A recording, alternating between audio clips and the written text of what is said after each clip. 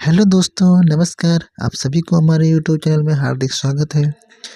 CTET special के लिए मैं आप सबके लिए लेकर आ गया हूँ प्रीवियस ईयर पेपर के साल में पूरा सीडीपी पेपर सेकंड में जो आया था। सीडीपी देख लीजिए कितना लेवल का आया था।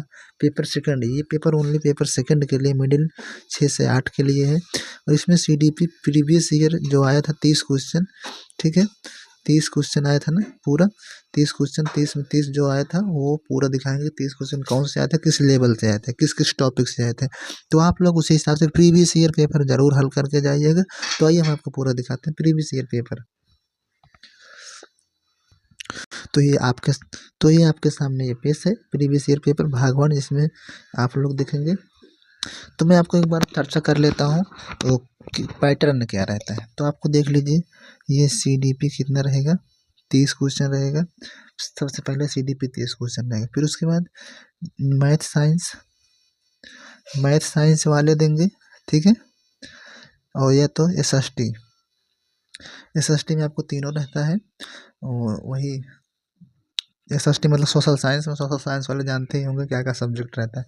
कुल मिला के या तो मैथ साइंस वाले रहेंगे जो साइंस स्ट्रीम से मैथ साइंस सॉल्व करेंगे, एसएसटी सोशल वाले सोशल साइंस करेंगे। तो इसमें आपको टोटल 60 क्वेश्चन रहते हैं। 60 में 30 मैथ का रहेगा, 30 साइंस का रहेगा। ये साइंस मैथ वाले बता रहा हूँ। और इसमें 30 में क्या रहेगा जानते हो, इसमें 30 आपको थ्योरी रहेगा, 30 पेडागोगी रहेगा। इसमें 30 थ्योरी, 30 पेडागोगी, मतलब आपको 15-15 डिवाइडेशन रहता है। ये हो गया, कुल मिलाकर 90 क्वेश्चन हो गए। अब बच रहा है 30 question. 30 question language 1, 30 question language 2। Language में हिंदी चुन सकते हैं, इंग्लिश चुन सकते हैं, संस्कृत चुन सकते हैं, कोई भी चुन सकते हैं। दोनों लैंग्वेज सेम नहीं हो सकता। ऐसा नहीं हो सकता कि हम फर्स्ट भी हिंदी करेंगे, सेकंड भी हिंदी करेंगे। तो आपको दोनों डिफरेंट करना, चाहे जो आप अपने अपने अनुसार वो चूज कर सकते हैं। आपको ऑनलाइन करते समय जो चूज किए हैं वही आप लोग जाकर वहाँ पर सॉल्व करेंगे। और एक चीज़, एक बड़ी खबर यह है, जैसे आप लोग देखे होंगे लैंग्वेज 1 जो है, लैंग्वेज 2 का पेडागोगी सेम रहेगा, ट्रांसलेट उसी का कर दिया जाता है। तो 15 क्वेश्चन सेम रहता है। तो सभी में जैसे आप L1 रहेगा, जैसे लैंग्वेज 1, लैंग्वेज 2, लैंग्वेज 1, लैंग्वेज 2। जैसे हिंदी का है लैंग्वेज 1 है, तब यदि आप हिंदी सॉल्व करेंगे लैंग्वेज 1 में, तो वही 2 में, जो लैंग्वेज 2 में जाएंगे हिंदी वाला पेडागोगी, मतलब वही ट्रांसलेट करके दे दिया जाता है लैंग्वेज 2 का लैंग्वेज 1 वाले में, इंग्लिश का। तो वो चीज़ मिला लीजिएगा। तो आपको मैं स्पेशल उसका क्लास लाएंगे लास्ट परीक्षा से पहले, ठीक है। तो आइए हम सबसे पहले इसमें देरी ना करें, तो हम आपको प्रीवियस ईयर सॉल्व करवाते हैं सीडीपी में।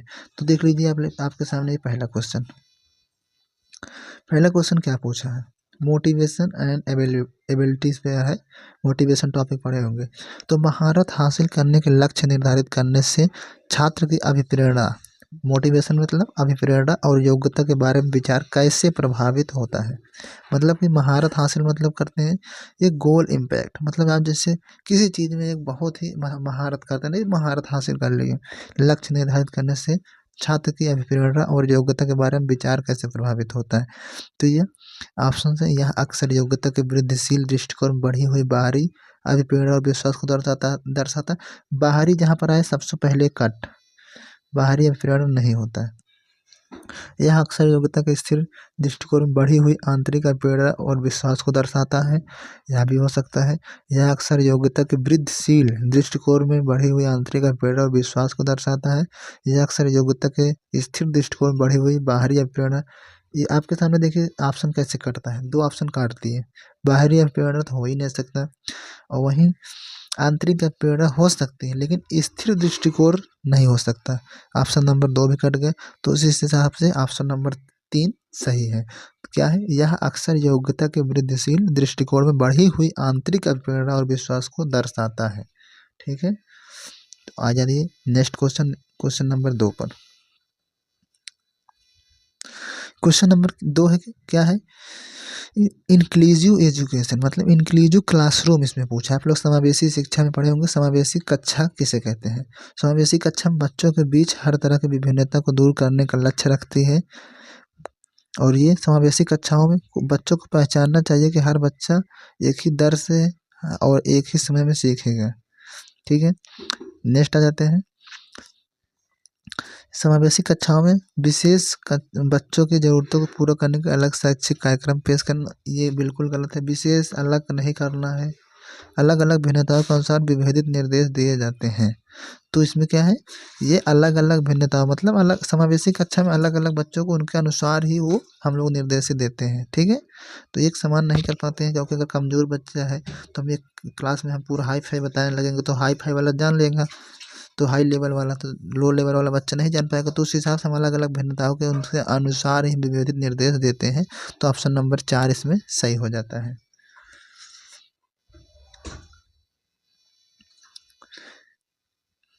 क्वेश्चन नंबर 3 पर आ जाते हैं।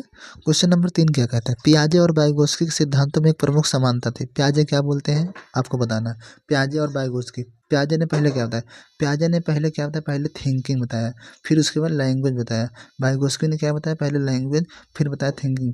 मतलब कि पहले भाषा, बच्चों में पहले भाषा का विकास होगा, फिर उसके बाद उसके अंदर विचार आएगा। ये किसका है, यदि पहले भाषा आ जाएगा, बच्चा सामाजिक से कल्चर से सीखता है, ये वाइगोत्स्की के अनुसार हो गया। उसमें इन्होंने इसको फोल्डिंग दिया। पियाजे के अनुसार स्टेजेस ऑफ डेवलपमेंट दिए थे, उन्होंने 4 स्टेज दिए थे। SPCF मतलब सलमान प्रियंका चले फ्रांस, ठीक है। Sensory motor, pre operation concrete और फार्मल, ठीक है। ये उन्होंने स्टेजेस ऑफ डेवलपमेंट के दिए थे। उन्होंने बोला कि बच्चों के अंदर पहले थिंकिंग आएगा, फिर उसके बाद उनके अंदर लैंग्वेज आएगा। तो पियाजे और वाइगोत्स्की के नियमों में एक प्रमुख समानता थी। उन्होंने एक कार्य दिया जो उन्होंने दोनों ने एक सिद्धांत को एक समानता पाई जाती है। तो क्या समानता थी, संज्ञानात्मक प्रक्रिया में संस्कृत की भूमिका नहीं, कल्चरल की भूमिका सिर्फ वाइगोत्स्की ने दिया था। भाषा और विचार के बीच संबंधों के बारे में चिंतन, भाषा और विचार के बारे में संबंधों के बारे में चिंतन किए थे, दोनों लोग किए थे। भाषा बच्चों के, इन्होंने देखो लैंग्वेज और विचार ये वाइगोत्स्की ने बताया था, लैंग्वेज और विचार दोनों में। बच्चों के विकास में चरण जैसे प्रगति, चरण स्टेजेस किसने दिया था, स्टेजेस लाइक पियाजे ने दिया था। बच्चों के स्वयं की शिक्षा में संलग्नता एवं जुड़ाव, इन्होंने दोनों में समानता पाई जाती है। बच्चा कुछ भी सीखता है तो वो उसके अंदर कुछ न कुछ अपने स्वयं की शिक्षा में ही उसके अंदर जुड़ता है। यदि बच्चा समाज में जाता है तो कुछ न कुछ चीज़ें अपने अंदर से ही उसके पहले से कुछ रहता है, वो चीज़ें फिर बाहरी तरीके से इन्वायरमेंट के अनुसार वो सीखता है। तो उन्होंने बच्चों को स्वयं की शिक्षा में संलग्नता और जुड़ाव को बताया था, दोनों में प्रमुख समानता पाई जाती है। तो इस हिसाब से ऑप्शन नंबर 4 सही है। अब आ जाते हैं important question number 4। Question number 4 में आ जाता है कथन और अपकरण। कथन और अपकरण में ये आपको ऐसा क्वेश्चन आपको देखने को मिलता है, और इसमें आप लोग 2 ही ऑप्शन ज़्यादा देखेंगे सही, या तो ए सही है आर गलत है, ये ऑप्शन ज़्यादा मिलता है। या तो ए सही है तो आर उसकी सही व्याख्या करता है, यही दोनों आपको मिलेंगे, यही दोनों ज़्यादा करके उसमें मिलते हैं। तो इसमें आपको पहले नंबर क्वेश्चन पढ़ना है बारीकी से, उसके बाद आपको इस पर उत्तर देना है। तो इसमें क्या पढ़ेंगे, कथन यह कहता है किशोरावस्था के दौरान जेंडर अपेक्षाओं के अनुरूप स्त्रीत्व और पुरुषत्व की परंपराओं का पालन करने के लिए दबाव बढ़ जाता है। ठीक है, बिल्कुल सही है। यदि आप बढ़ते जाएंगे, किशोरावस्था यदि आपके अंदर होती जाएगी तो आपको जेंडर के अनुसार जो समाज अपेक्षा करता है, स्त्री हो या पुरुष है, उसकी परंपराओं को पालन करने के लिए दबाव बढ़ जाता है। यदि आप इसका मतलब आप समझ, सब लोग समझ रहे होंगे, इसका डिटेल कुछ नहीं बताना है क्योंकि लंबाई क्लास की लंबाई बढ़ जाएगी। तो उस हिसाब से इसका मतलब ये कह रहा है कि यदि आप लड़की हैं या तो पुरुष हैं, आप उन समाज के अनुसार आपकी जब एज बढ़ती है तो उस हिसाब से उसी कार्य में संलग्नता चाहती है जेंडर के अनुसार समाज। तो वो बोल रहा है, तो ये बिल्कुल सही है। जेंडर और जेंडर भूमिका जैविक रूप से बिल्कुल नहीं, जेंडर और जेंडर भूमिका है ये जैविक रूप से बायोलॉजिकल नहीं होता है, ये होता है सोशियली। ठीक है, ये सामाजिक रूप होता है। बिल्कुल आर गलत है। तो ये सही है, ये सही है, आर गलत है। तो नेक्स्ट क्वेश्चन पढ़ा जाते हैं, 5वां नंबर। आप लोग देख लीजिए, ऐसे ही सेम टू सेम क्वेश्चन वहाँ पर आने वाला है। 5 नंबर आ जाते हैं। 5 नंबर में जाता है एशियाई संस्कृतियों में से सामाजिक सद्भावना पर जोर देते हैं, क्रोध की अभिव्यक्ति को हतोत्साहित किया जाता है और शर्म प्रोत्साहित, मतलब हतोत्साहित आ गया, बिल्कुल गलत। ये शर्म को प्रोत्साहित गलत। भावनाएं व्यक्तिपरक हैं और सीखने में कोई भूमिका नहीं निभाती हैं, ये भी गलत। मतलब ये दोनों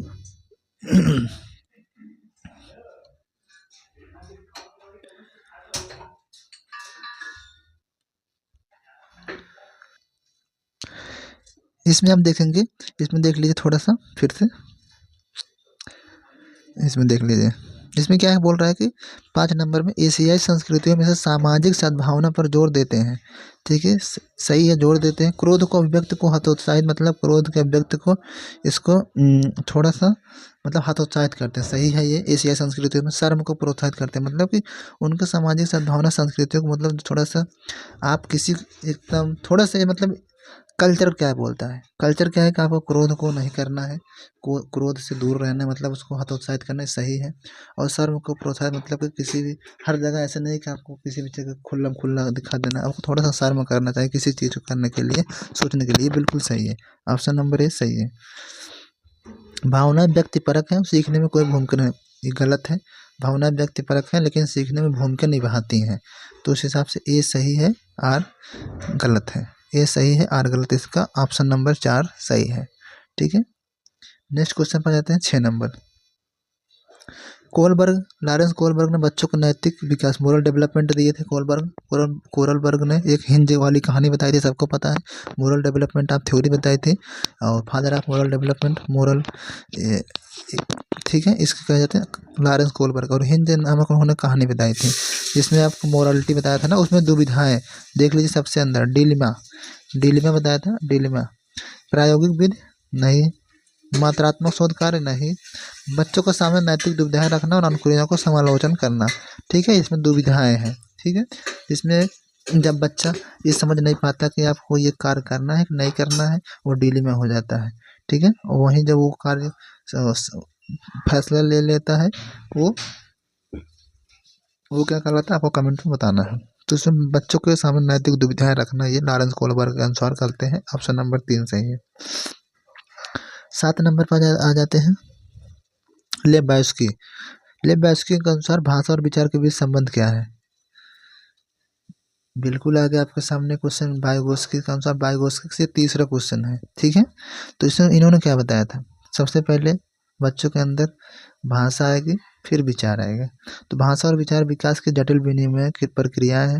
भाषा विचार को आकार नहीं देता, बिल्कुल गलत। भाषा और विचार एक दूसरे से स्वतंत्र है, बिल्कुल गलत।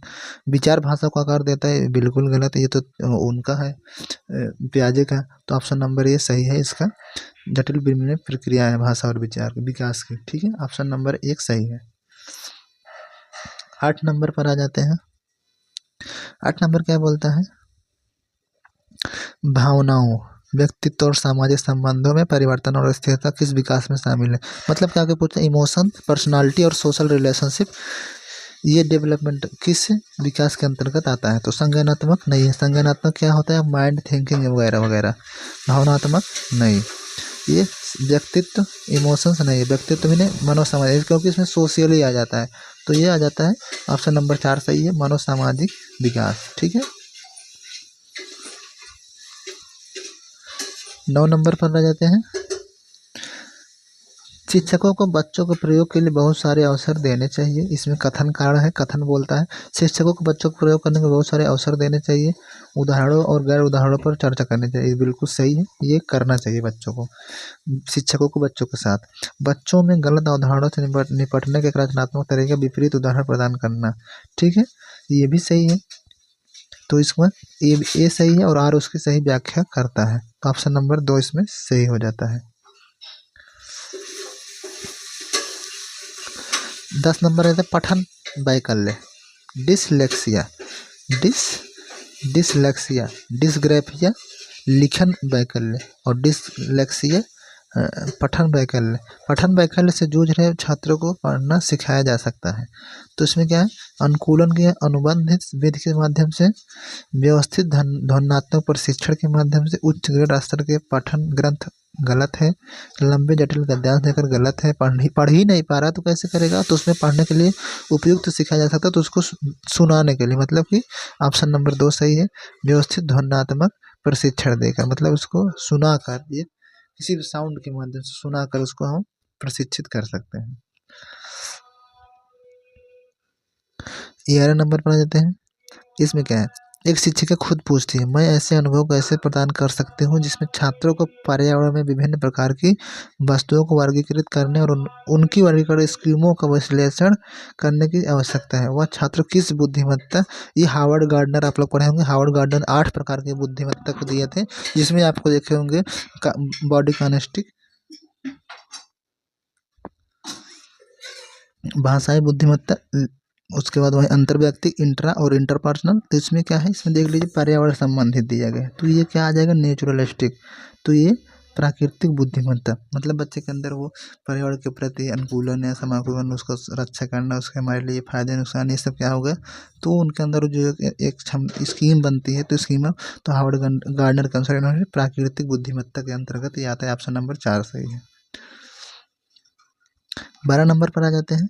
इन्होंने क्या कहा, इसमें सही सुनियमित युग्म बताना है। योगात्मक मूल्यांकन, इसमें मतलब समेटिव मतलब योगात्मक, समेटिव, और उसके बाद ये देख लिए formative, summative criteria, norm references, ये आपको इवेल्युएशन में आपको देखने को मिलेगा। तो इसमें योगात्मक मूल्यांकन क्या, इसमें पेपर पेंसिल परीक्षण के साथ साथ गैर लिखित व्यवहारों को विस्तृत विवरण शामिल है, तो ये बिल्कुल गलत है, ये सुनियमित नहीं है। मानसिक संदर्भित मूल्यांकन, ये है क्राइटेरियन। विशिष्ट विषय महारत, बिल्कुल गलत है, विषय भी महारत नहीं होता, सिर्फ एक क्राइटेरिया है कितना हमको आना चाहिए बस। मानक संदर्भित मूल्यांकन, साथियों को प्रदर्शन की तुलना करना, ये नॉर्म रेफरेंस असेसमेंट है। और रचनात्मक मूल्यांकन, formative, determining what the student can be before after the class, मतलब यह निर्धारित करता है छात्र कक्षा के पहले और बाद में क्या कर सकते हैं, बिल्कुल गलत है ये फॉर्मेटिव, इसमें सिर्फ कक्षा के पहले वाला नहीं है, सिर्फ बाद वाला है। तो इसमें ऑप्शन नंबर 3 सही है। मानक संदर्भित मूल्यांकन क्या है, इसमें साथियों के प्रदर्शन की तुलना करता है, मतलब कि नॉर्म रेफरेंस असेसमेंट, इसमें सिर्फ तुलना की जाता है कौन सा बच्चा पीयर ग्रुप में कौन इससे ज़्यादा है, इससे कम है, कितना कमजोर है, ये। तो ऑप्शन नंबर 12 का 3 सही है। 13 नंबर पर आ जाते हैं। 13 नंबर, निम्नलिखित में से क्या दृष्टिबाधित विद्यार्थियों को कक्षा में भागीदारी लेने में बाधा डालता है, ठीक है। तो इसमें ग्राफिक सामग्री, स्पर्शनीय तरीके, ये तो बाधा डालेगा ही नहीं। इलेक्ट्रॉनिक रूप से प्रारूपित व्याख्यांकन प्रतिलेख, ये भी नहीं डालेगा। मुद्रित पाठ्य पुस्तक और नोट्स और उभरी हुई रेखा चित्र, मतलब कि कोई बच्चा दृष्टिबाधित है तो उसको कक्षा में पढ़ने के लिए क्या इनमें से कौन सी बाधा डालेगी, मतलब वो सीख नहीं पाएंगे इससे, तो कौन से मुद्रित पाठ्य पुस्तक और नोट्स, वो बच्चा देख ही नहीं पाएगा तो वो पुस्तकों को क्या पढ़ेगा, तो वो ऑप्शन नंबर 3 सही है। 14 नंबर पर आ जाता है। निम्न में से कौन सा प्रश्न विश्लेषणात्मक, मतलब कि एनालिटिकल थिंकिंग, ठीक है, एनालिटिकल थिंकिंग कौन सा है। भारत में जनसंख्या वृद्धि के विभिन्न कारण क्या है, भारत की राजधानी क्या है, भारत में कितने राज्य, भारत कुल जनसंख्या। आप इसमें क्वेश्चन पढ़ेंगे आपके आंसर साफ साफ दिखेगा। तो इसमें 3 क्वेश्चन एक सेम दिख रहे हैं, चौथा अलग है, तो यही ऑप्शन सही है, ठीक है। तो इसमें आप विश्लेषण करेंगे ना, इसमें 1 फैक्ट क्वेश्चन है, 1 फैक्ट आंसर। राजधानी क्या, दिल्ली है, कितने राज्य, 28, कुल कितनी जनसंख्या है, 125 करोड़, तो ये फैक्टुअल है। लेकिन इसमें विश्लेषण किसने करने के लिए, कारण बताइए, जनसंख्या वृद्धि के विभिन्न कारण, तो इसमें आप विश्लेषण चिंतन करेंगे, तो ये ऑप्शन नंबर 1 सही है, 14 का 1। 15 नंबर पर आ जाते हैं। संवेदनशील अवधि वह अवधि है, मतलब कि सेंसिटिव पीरियड वह अवधि जिसके दौरान कुछ विशेष रूप से सामान्य विकास के लिए महत्वपूर्ण होती है। कौन से हैं, वंशानुगत कारक, मानव जाति कारक, उत्पत्ति मूलक जेनेटिक, उसके बाद पर्यावरणीय कारक, इन्वायरमेंटल फैक्टर। तो इसमें कौन से संवेदनशील अवधि वह होती है जिसके दौरान कुछ पर्यावरणीय कारक विशेष रूप से सामान्य विकास के लिए महत्वपूर्ण देते हैं। तो इसमें देखिए कुछ, तो इसमें कौन सा है, पर्यावरणीय कारक, जिस इन्वायरमेंट में रहेगा तो उस अवस्था के अनुसार वो बच्चे उसमें कुछ न कुछ उसको विकास के लिए महत्वपूर्ण योगदान देता है। तो इसमें ऑप्शन नंबर 15 का 4 सही है, पर्यावरणीय कारक। 16 नंबर पर आ जाते हैं। ये भी कथन और कारण है, तो इसमें देख लीजिए, शिक्षकों को शिक्षार्थियों के बीच व्यक्तिगत भिन्नताओं को सम्मान करना चाहिए और सभी शिक्षार्थियों की आवश्यकता के अनुसार शिक्षण को समायोजित करना चाहिए, बिल्कुल सही है। सभी शिक्षकों को, सभी भी शिक्षार्थियों को सम्मान करना चाहिए, उनके अंदर जो भी भिन्नता है उनको एक समान रूप से देखना चाहिए। दूसरा क्या है, शिक्षकों को विविध पृष्ठभूमि के शिक्षार्थियों को पढ़ाते समय उनके बीच सहयोग, समूह कार्य और बातचीत से बचना चाहिए। बिल्कुल नहीं, बचना नहीं चाहिए, गलत है। तो ऑप्शन नंबर ए सही है और आर गलत है। ऑप्शन नंबर 4 इसका सही हो जाएगा। 17 नंबर पर आ जाते हैं। देख लीजिए फिर जीन पियाजे के अनुसार बच्चे वयस्कों से किस प्रकार भिन्न है। जीन पियाजे के अनुसार बच्चा एडल्ट से किस प्रकार भिन्न है। तो उसमें क्या है, बच्चों को सोच मात्रात्मक रूप से वयस्कों से भिन्न होती, बिल्कुल गलत। बच्चे वयस्कों पर निर्भर होते हैं जबकि वयस्क स्वतंत्र होते हैं, ये भी गलत है। बच्चों को तुलना वयस्क बहुत अधिक ज्ञानी होते हैं, ये भी गलत है। बच्चों की सोच वयस्कों से गुणात्मक रूप से भिन्न होती है, यही सही है। ऑप्शन नंबर 4 17 का 4 सही है। तो जीन पियाजे ने बताया था कि बच्चों की सोच वयस्कों से गुणात्मक रूप से भिन्न होती है, मात्रात्मक कोई होता ही नहीं है। 18 नंबर पर आ जाते हैं। कारण आ जाता है इसमें, कथन और कारण हो गया। स्कूलों को उस ढांचे के भीतर कार्य करना चाहिए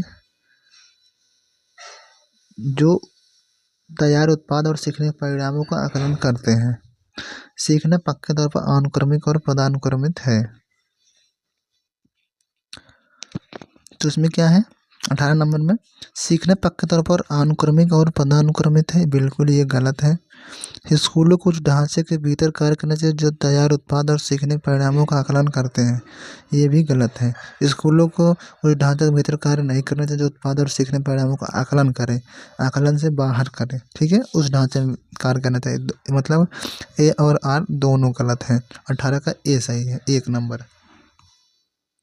19 नंबर पर आ जाते हैं। इसमें पूछा है कि कौन सा कथन स्वालीनता के संदर्भ में सही है। स्वालीनता मतलब ऑटोटिज्म। ऑटोटिज्म क्या है, स्वालीनता का इलाज किया जा सकता है, उम्र के साथ इसमें सुधार आता है, नहीं। स्वालीनता वाले सभी लोगों में कम से कम एक विशेष कौशल होता है। स्वालीनता एक तंत्रिकी विकासात्मक विकार है। स्वालीनता केवल वातावरणीय कारकों के कारण होता है, बिल्कुल गलत है ये भी। तो यह एक तंत्रिकी विकार है। स्वालीनता मतलब ऑटोटिज्म मतलब हम ही सोचते कि नहीं हम ही कुछ है, उसका मानसिक विकार है यह एक मानसिक विकासात्मक विकार होता है। 20 नंबर पर आ जाते हैं। रचनावादी शिक्षण विद्यार्थियों को अधिगम की ओर ले जाता है। तो रचनावादी क्रिएटिविटी क्या ले जाते हैं, खो जाता है, डिस्कवरी में ले जाता है। तो ग्रहणशील होगा नहीं, अर्थहीन होगा नहीं, अंतर्गत होगा नहीं, तो ये खोज आधारित मतलब डिस्कवरी, कुछ नई नई चीज़ें खोजने की ओर ले जाता है। 21 नंबर पर जाते हैं। जीन पियाजे संज्ञानात्मक विकास का सिद्धांत यह बताता है कि क्या बताता है, शिक्षण के बल गतिविधि के परिणाम पर होने चाहिए, ना कि सोचने की प्रक्रिया पर, बिल्कुल गलत है। व्यवहार को दंड, ये भी गलत है। अवधारणाओं को जटिल से सरल, ये भी गलत है। सरल से जटिल लाना चाहिए। दंड और पुरस्कार फ्लेक्सिबिलिटी से होना चाहिए। पाठ्यक्रम को बच्चों के आयु समूह को चढ़ कर ध्यान रखकर तैयार किया जाना चाहिए। तो ऑप्शन नंबर 4 सही है, 21 का 4। 22 नंबर पर आ जाते हैं। प्रोग्रेसिव एजुकेशन, प्रगतिशील शिक्षा बच्चों को किस तरह देखा जाता है। तो इसमें क्या है, कमजोर और सुरक्षा की जरूरत, मासूम और आश्रित, आज्ञाकारी और केवल ज्ञान का उपभोग करने में सक्षम, ज्ञानवर्धक और अर्थ की रचना करने वाले।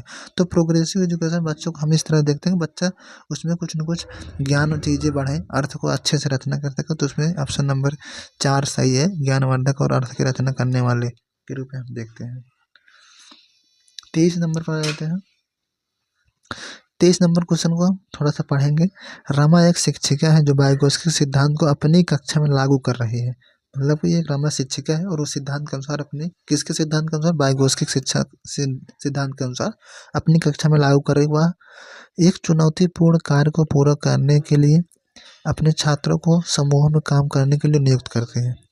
कार्य के दौरान एक छात्र एक महत्वपूर्ण संकल्पना को समझने में संघर्ष करता है। रमा इसके लिए छात्र की मदद करने और उस प्रभावी तरीके क्या होगा। मतलब कि रमा एक शिक्षिका है, वह अपने बच्चों को एक समूह कार्य के लिए प्रेरित करती है और उसमें कुछ कार्य फंस जाते हैं बच्चों के लिए और संघर्ष करते हैं। उसके लिए रमा किस प्रकार से मदद कर सकते हो, प्रभावी तरीके बताइए वाइगोत्स्की के अनुसार। छात्र के साथ समस्या काम करें, समूह के अन्य सदस्यों को शामिल करते हुए आवश्यकता अनुसार मार्गदर्शन और प्रतिपुष्ट प्रदान करें। छात्र को समस्या का उत्तर प्रदान करें ताकि समूह आगे बढ़े। तो उत्तर नहीं देना है, बिल्कुल नहीं, उत्तर देना ही नहीं है। छात्र की समस्या को स्वयं हल करना, ये भी गलत है। हतोत्साहित निगेटिव वर्ग हो गया। छात्र को अगले कार्य सौंप दो, ये भी गलत है। तो एक ही ऑप्शन नंबर 1 सही है। छात्र की हम सहायता कर देंगे, थोड़ा सा उसके अनुसार मार्गदर्शन दे देंगे ताकि छात्र उस कार्य को कर सकते हैं। इसी को बोलते हैं क्या, skip folding. Skip folding Vygotsky ने ZPD बताया था, एक्चुअल जोन ऑफ डेवलपमेंट। मतलब कि जो बच्चा आता है उसके पास जो पहले से नॉलेज होता है उसको एक्चुअल जोन ऑफ नॉलेज बोलते हैं, और ZPD बोलते हैं जोन ऑफ प्रॉक्सिमल डेवलपमेंट। जिस जोन में बच्चा फंस जाता है, जोन ऑफ प्रॉक्सिमल डेवलपमेंट। और उसी को हम मोर MKO मतलब एक शिक्षिका या किसी भी तरीके से MKO 2 होते हैं। एक होता है टेक्निकली होता है, एक नॉन टेक्निकली होता है। टेक्निकली मतलब जैसे यदि हम MKO मतलब मोर नॉलेजेबल, हमसे ज़्यादा जो नॉलेजेबल होता है जिससे हम सहायता ले लेते हैं उसको MKO बोलते हैं। उसको हम हेल्प दे देते हैं, उसको बोलते हैं स्किप फोल्डिंग। तो वो एक शिक्षिका रमा जो है स्किप फोल्डिंग का कार्य करेगी। तो ऑप्शन नंबर 1 सही है। नेक्स्ट क्वेश्चन आ जाते हैं 24 क्वेश्चन, 6 क्वेश्चन बचे हैं। किस अधिगम की रणनीति में बच्चों द्वारा दूसरों को सिखाना शामिल है जो उन्होंने सीखा है? ठीक है, तो किस लर्निंग स्ट्रेटजी के अनुसार ये बच्चों दूसरों को सिखाना शामिल होता है? तो इसमें क्या है, कंडीशनिंग होगा ही नहीं। एक्सप्लोरेटरी मतलब व्याख्यात्मक होगा ही नहीं। रटकर बिल्कुल गलत। पारस्परिक शिक्षण, इसमें क्या होगा, रेसिप्रोकल पारस्परिक, जो पारस्परिक शिक्षण है, एक दूसरे से बच्चे को सीखना सिखाना होता है, तो होता है पारस्परिक शिक्षण, reciprocal teaching. Option number A सही है 24 का। 25 देख लेते हैं। छात्रों को विविध समूहों को पूरा करने के लिए निम्नलिखित में कौन सा सांस्कृतिक रूप से उत्तरदायी शिक्षण का सही वर्णन करता है? मतलब सांस्कृतिक रूप से उत्तरदायी शिक्षण का सही वर्णन करता है। सुविचारित, अनुकूलित,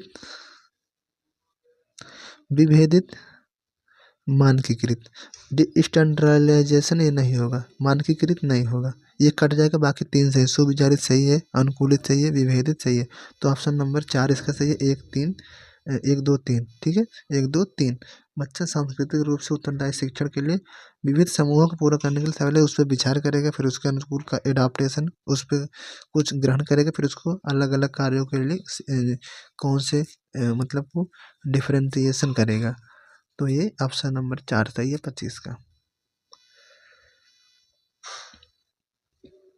26 पर आ जाते हैं।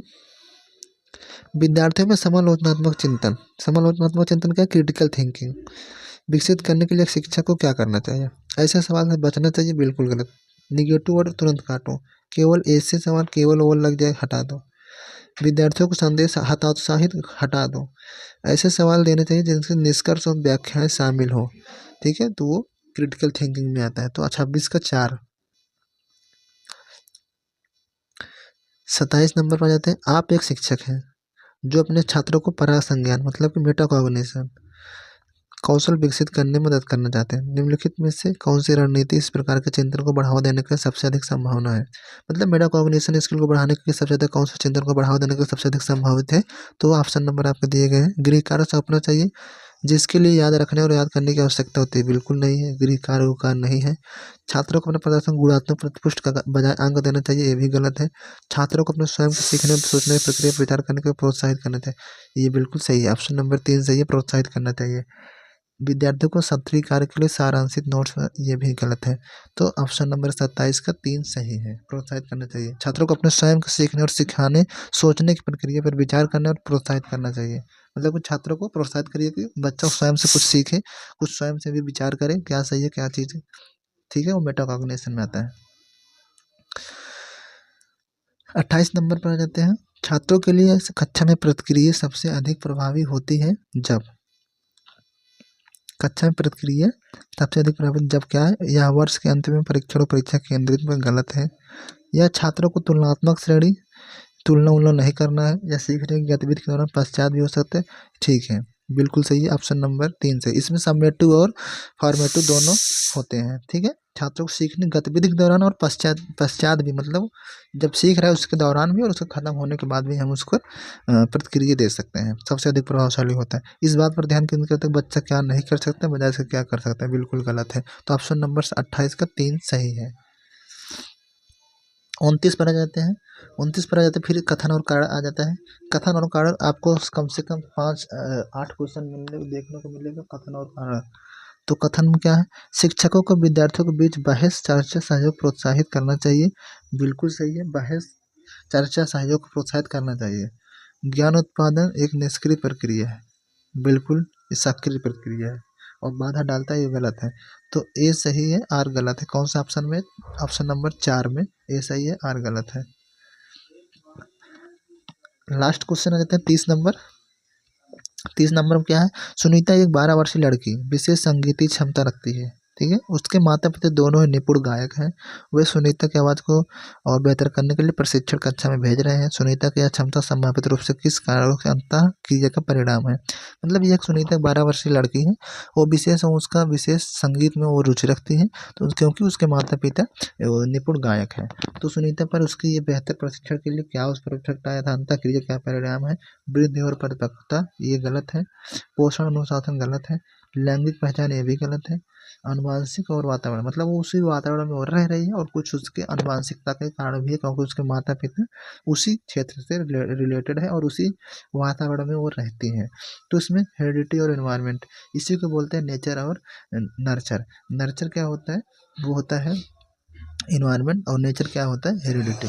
तो ठीक है, तो दोस्तों आप लोगों के सामने पूरा 30 क्वेश्चन मैंने बताया, प्रीवियस ईयर पेपर सेकंड 6 से 8 के लिए है। तो ये प्रीवियस ईयर जरूर देख के जाइएगा, ऐसे ही सेम टू सेम क्वेश्चन आने वाला है। और वेरी इंपॉर्टेंट कौन है, प्याजे, बैगोस्की और कोहलबर्ग, ये और वही ये गार्डनर, ये 4 थ्योरी पढ़ के जाना। 4 थ्योरी आपको पेपर 2 के लिए आपके लिए सफिशियंट है। इसी 4 थ्योरी से आप लोगों को सीधा सीधा 10 से 15 क्वेश्चन देखने को मिलेगा। तो दोस्तों ये वीडियो कैसा लगा, और इसी के साथ साथ हम आगे भी ऐसे और भी लाएंगे। और सीडीपी सीरीज में आपको सीडीपी का पहला मैंने क्लास दे दिया है, और अब दूसरा क्लास सीडीपी के आने वाला है, जल्द ही आ जाएगा, आज ही। तो इसके बाद मैं मैराथन लगाऊंगा। इसके बाद पेपर से पहले आपको सीडीपी के लिए आपको चिंता करने की ज़रूरत नहीं है। आपको मैं सीडीपी की गारंटी लेता हूँ, आप लोग 20 से 25 के बीच आराम से ले आएंगे, ठीक। तो दोस्तों मिलते हैं, तब तक के लिए धन्यवाद नए वीडियो के लिए। और अपना ख्याल रखिए, मस्त रहिए, पढ़ते रहिए। वीडियो को लाइक कर दीजिएगा, ज़्यादा से ज़्यादा लोगों तक शेयर कर दीजिएगा, और अपना फीडबैक कमेंट बॉक्स में ज़रूर बताइएगा। धन्यवाद।